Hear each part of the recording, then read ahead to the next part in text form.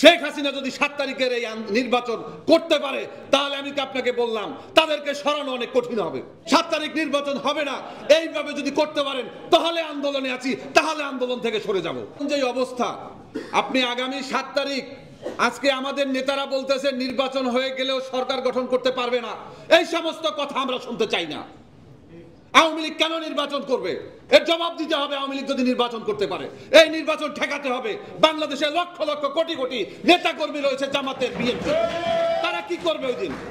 7 তারিখের নির্বাচন করতে দেওয়া যাবে না। 7 তারিখ নির্বাচন হবে না, এইভাবে যদি করতে পারেন তাহলে আন্দোলনে আছি, তাহলে আন্দোলন থেকে সরে যাব।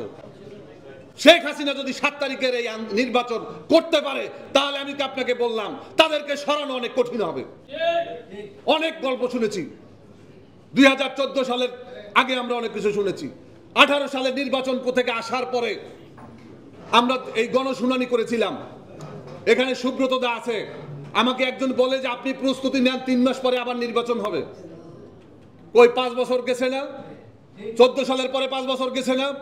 এই আওয়ামী লীগকে লড়ানোর জন্য আগামী সপ্তাহে কি করবেন, কি রোড ম্যাপ নিয়েছেন তা আমাদেরকে জানাতে হবে, জনগণকে জানাতে হবে।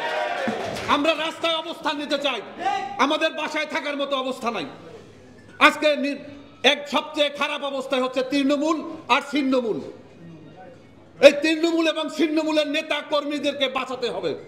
এই আওয়ামী লীগ যদি 7 তারিখে নির্বাচন করতে পারে তাহলে আমাদেরকে আর বাঁচার মতো অবস্থা থাকবে না। কথাবার্তা পরিষ্কার। আজকের এই সমস্ত বাংলাদেশের জঞ্জালের জন্য দায়ী হচ্ছে ভারত, এবং এই ভারতের পরামর্শে আগামী 7 তারিখে নির্বাচনের তারিখ করা হয়েছে। কারণ ভারত সীমান্তে ফেলানীকে হত্যা করেছিল 7ই জানুয়ারি। এই 7ই জানুয়ারি ফেলানীকে হত্যা করেছে যেদিন, সেই দিন বাংলাদেশের গণতন্ত্রকে আরেকবার হত্যা করার জন্য উদ্যোগ নিয়েছে। আমরা এই উদ্যোগ সফল হতে দেব না। আমাদের বুকে যতক্ষণ রক্ত আছে আমরা রক্ত ঢেলে দেব। হাসিনার দুঃশাসনকে আমরা মোকাবেলা করব ইনশাআল্লাহ। কোমর ফাঁক করে দিয়েছেন যে মার্কিন যুক্তরাষ্ট্র তাড়িয়ে বেড়াচ্ছে। আরে কাউকে তাড়াইতে হবে না। মানুষের, বাংলাদেশের 18 কোটি মানুষই যথেষ্ট। শেখ হাসিনা এইবার পার পাওয়া যাবে না। 2008-এ প্রণব বাবুর প্রত্যক্ষ সহযোগিতায় মঈনুদ্দিন ফখরুদ্দিন আপনাকে ক্ষমতায় এনেছিল। এটা ইতিহাসে লিপিবদ্ধ হয়ে গেছে।